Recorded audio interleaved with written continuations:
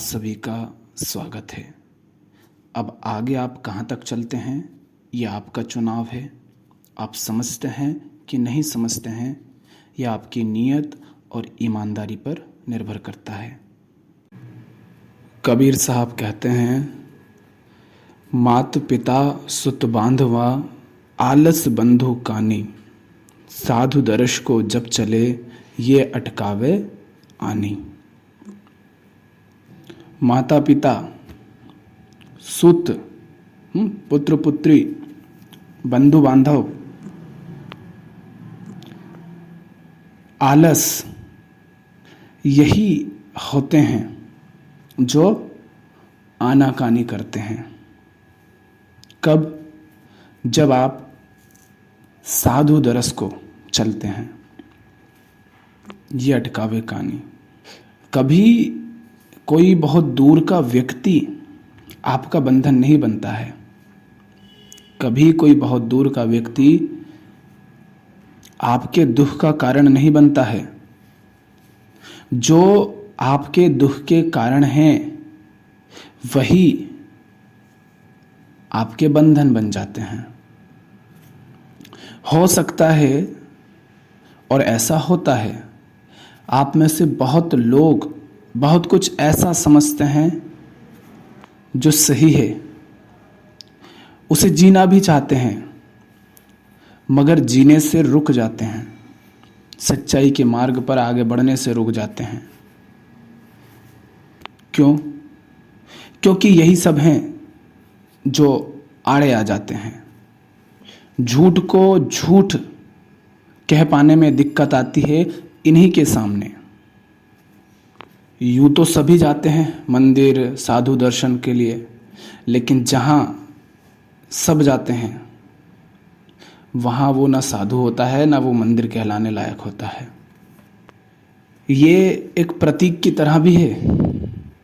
अगर आपको जांचना है कि सचमुच मैं सच्चाई के मार्ग पर चलने लगा हूँ या नहीं, मेरे बंधन कटने लगे हैं कि नहीं, मैं आज़ाद होने लगा हूँ, लगी हूँ या नहीं, ये अगर जांचना है तो उसका ये भी एक प्रतीक है कि तुम आकाश में उड़ना चाहोगे और ये सब माता पिता बंधु बांधव, आलस, ये सब तुम्हारे ऊपर हावी होने लगेंगे, तुम्हें रोकने का प्रयास करेंगे। अगर ये सब आनाकानी नहीं कर रहे हैं तो समझिए कि अभी आप उस बिल से बाहर ही नहीं आए जिस बिल में वो सब भी हैं और आप भी फंसे हुए थे।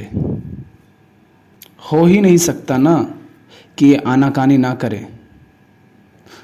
अध्यात्म का, आत्मज्ञान का, स्वयं को जानने का अर्थ ही यह है कि जैसे जैसे आप स्वयं को जानते जाते हैं, आप वह व्यक्ति नहीं रह जाते हैं जो आप अभी तक बने हुए थे, जो आप अभी तक स्वयं को माने हुए थे।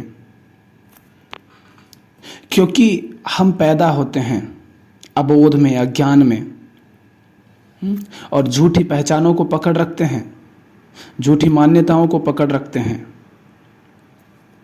और आत्मज्ञान से माने अवलोकन से, अपने दैनिक जीवन की ईमानदारी से अवलोकन करने से ये पता चलता है, साफ दिखाई देता है कि क्या क्या बंधन है जो मैंने व्यर्थ ही पकड़ रखे हैं, क्या क्या मेरे दुख के कारण हैं।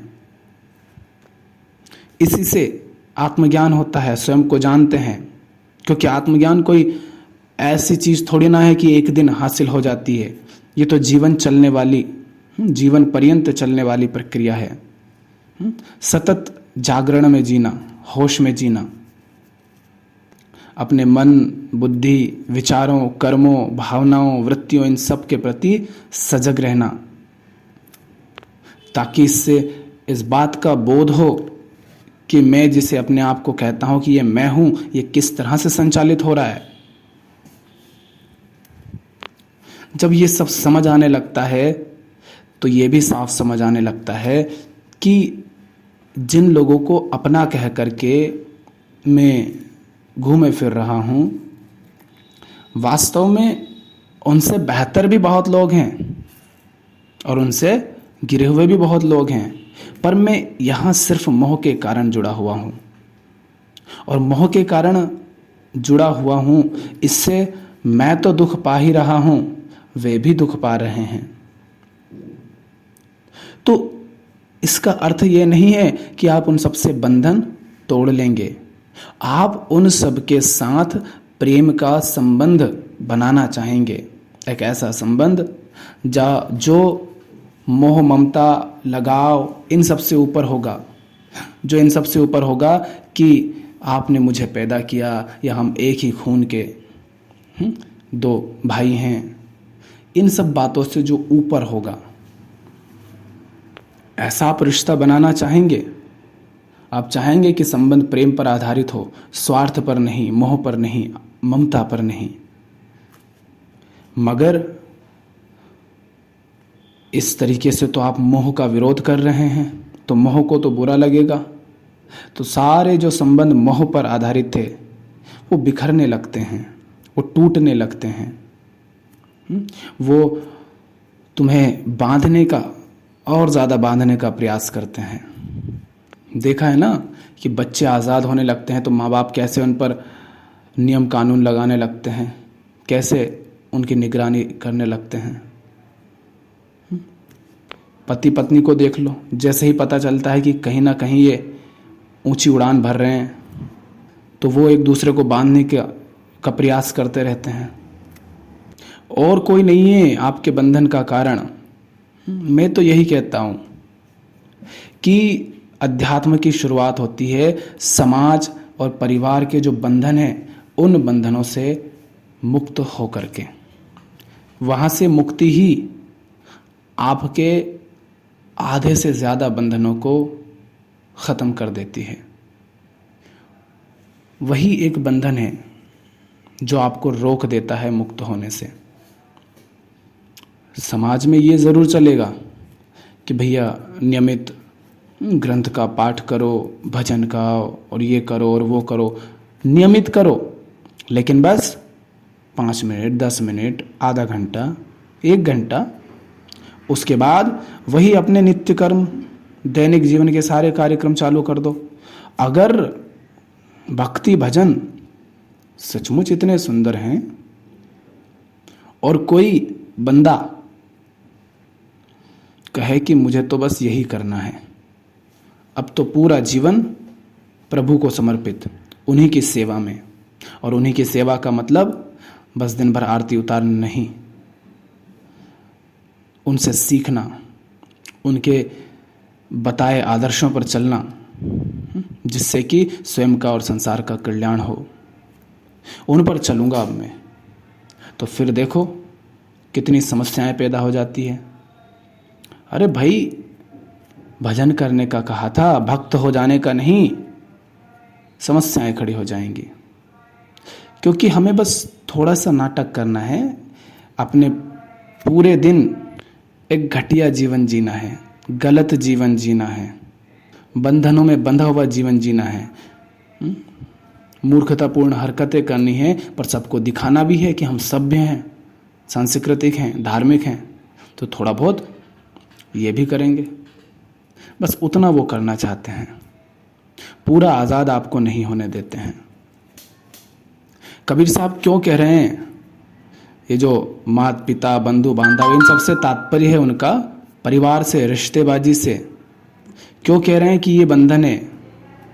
क्योंकि यहाँ मोह की वृत्ति होती है, ममता की वृत्ति होती है, अहंकार का बहुत बहुत गहरा यहाँ पर डेरा होता है, अहंकार की जड़ें बहुत गहरी होती है यहाँ। अर्जुन को देखो ना, अर्जुन क्यों कांप रहे हैं युद्ध में? अर्जुन से धनुष तक नहीं संभल रहा है। उसका कारण क्या है? उसका कारण यही है, यही है उसका कारण कि सामने मात पिता बंधु बांधव परिवारजन यह सब हैं। इनके सामने जब सच की बात आएगी तो कर नहीं पाओगे, और जो इनके सामने कर पाया, जो इनसे जीत पाया, वो फिर दुनिया में किसी से भी जीत पाता है। अपने जीवन में अर्जुन ने कई युद्ध लड़े होंगे, बड़े बड़े युद्ध लड़े होंगे और जीते होंगे, यूं ही वो इतने बड़े योद्धा और धनुर्धर नहीं कहलाए, मगर जब बात बंधु बांधव से युद्ध करने की आई, तब सारा धर्म, सारा अध्यात्म, सारा ज्ञान सब भूल गए। यही है साधु दरस को चलना, कि सत्य की ओर जब भी बढ़ोगे तो ये बंधन बन जाएंगे। क्योंकि हम शरीर को महत्व देते हैं ना, शरीर हमारे लिए महत्वपूर्ण होता है। हम व्यक्ति के बोध को, उसके अंदर प्रेम को, उसके अंदर करुणा को, उसके अंदर चेतना को, इनको तो महत्व देते ही नहीं। हम देखते ही नहीं कि व्यक्ति कितना हिंसक है, उसमें प्रेम है या नहीं, उसमें करुणा है या नहीं। व्यक्ति बिल्कुल हिंसक है, प्रेमहीन है, घृणा से, ईर्ष्या से, द्वेष से भरा हुआ है, अहंकार से भरा हुआ है। पर चूंकि रिश्ता खून का है, शरीर का है, उससे मोह है, तो कैसे कह दें कि तुम सही नहीं हो? तो वहां समस्या खड़ी हो जाती है। ये जो परिवारबाजी होती है, रिश्तेबाजी होती है, ये मेरेपन को बचाए रखती है और इसी से मुक्त होना होता है। मैं, मेरा, ये जो मैं है, ये जो मेरा है, ये इन्हीं पर तो टिका होता है और यही तो सारी समस्याओं की जड़ है। हम मेरे के लिए जीते हैं, मैं के लिए जीते हैं और उस मैं और उस मेरे के लिए दुनिया भर में तबाही कर देते हैं। देखा है ना, कौन व्यक्ति नहीं चाहता अपने बच्चों का भला? हर व्यक्ति यही कहेगा, मैं अपने बच्चों का भला चाहता हूँ, मैं अपने बच्चों का, मेरे बच्चों का भला चाहता हूँ। उसकी खातिर दूसरे के बच्चों की बर्बादी हो जाए तो हो जाए, दूसरे के बच्चे लुट जाए तो लुट जाए। मेरा बच्चा है, बहुत बड़ा विवाह करूँगा, चाहे दूसरे के बच्चे भूखे मर रहे हों। तो मेरे के लिए जब भी तुम जियोगे, बाकी सब पर हिंसा करोगे ही, होगी ही हिंसा।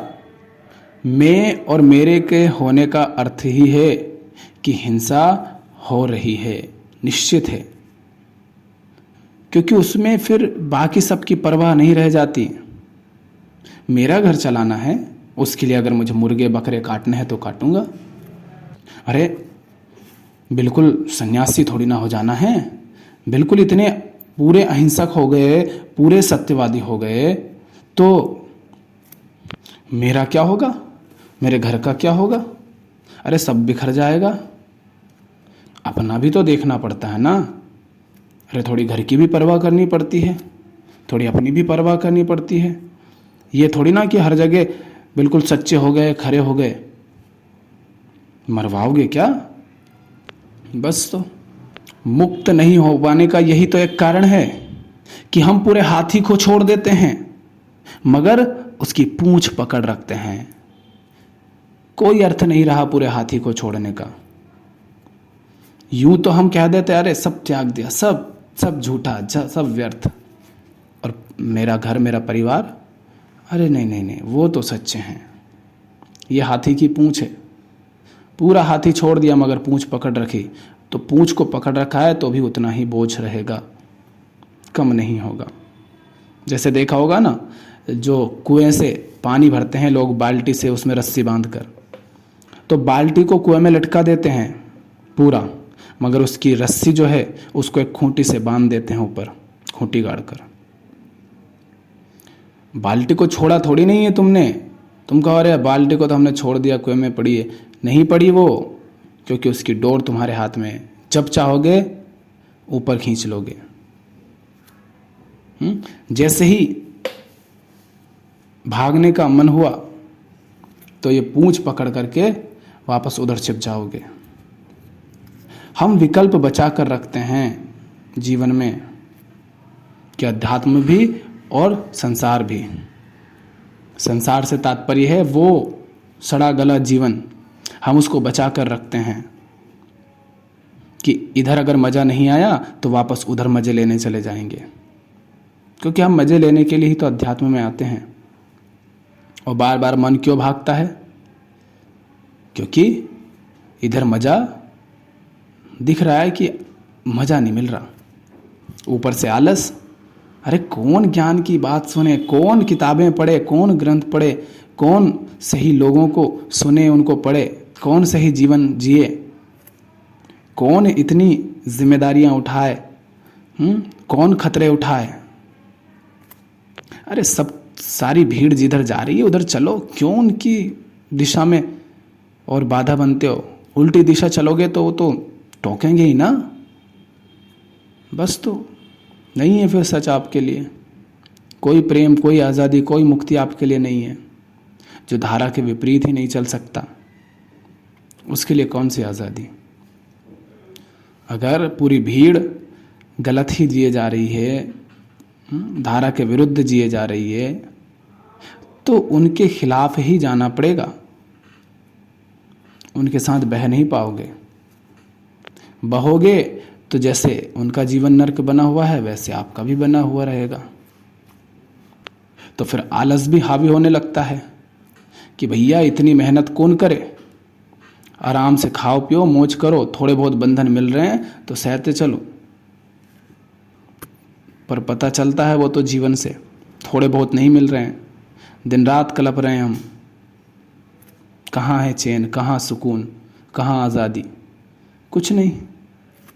और आज़ाद ज़िंदगी में तो संघर्ष होगा, मेहनत होगी, वो हम करना नहीं चाहेंगे। तो आलस भी रोकता है। इसलिए कबीर साहब कहते हैं, मात पिता सुत बांधवा आलस बंधु कानी, साधु दरस को जब चले ये अटकावे आनी। तो यही है जो आनाकानी करते हैं। जब भी साधु दरस को चलोगे, माने सत्य की ओर बढ़ोगे, सच्चाई के मार्ग पर बढ़ोगे, सही जीवन जियोगे, ईमानदार रहोगे, सरल और सहज होने का प्रयास करोगे, तो यही है जो आनाकानी करेंगे और कोई नहीं। तुम्हें पागल सबसे पहले अगर कोई कहेगा सरल सहज हो जाने पर, सरल सहज हो जाने का अर्थ पागल नहीं होता है, पर पागलों की दुनिया में अगर तुम सरल सहज हो गए तो तुम पागल कहलाओगे। नंगों की भीड़ में अगर तुमने वस्त्र पहन लिए तो तुम पागल कहलाओगे। तो तुम्हें पागल, मूर्ख, जो भी कुछ नाम दिए जाएंगे वो सबसे पहले इन्हीं के द्वारा दिए जाएंगे, और कोई नहीं देने आएगा। तुम्हें रोका जाएगा तो इन्हीं के द्वारा, बांधा जाएगा तो इन्हीं के द्वारा। कोई दूर का तुम्हें आकर दुख नहीं देता। आज भी अगर जीवन में दुख है, बंधन है, तो उसका कारण कोई बहुत दूर का व्यक्ति नहीं है, वही है जो आपके निकट हैं। वो भी बंधनों में है, आप भी बंधनों में हैं, मगर आप थोड़ा साहस कर रहे हैं उससे निकलने का, और वो ज़्यादा आलसी है तो वो निकलना नहीं चाहेगा। फिर बात प्रेम की है कि देख लो, मोह की तरफ बढ़ना है, प्रेम की तरफ, संसार से भागना नहीं है। हमें प्रेम से जीना है, प्रेम के संबंध बनाने हैं। पर प्रेम के संबंध चाहिए तो मोह के संबंध तो बिखरेंगे ही। अब वो आपके चुनाव की है और आपके प्रेम की है कि आप प्रेम से प्रेम करते हैं या मोह से। लगाव। आज के लिए इतना ही। धन्यवाद।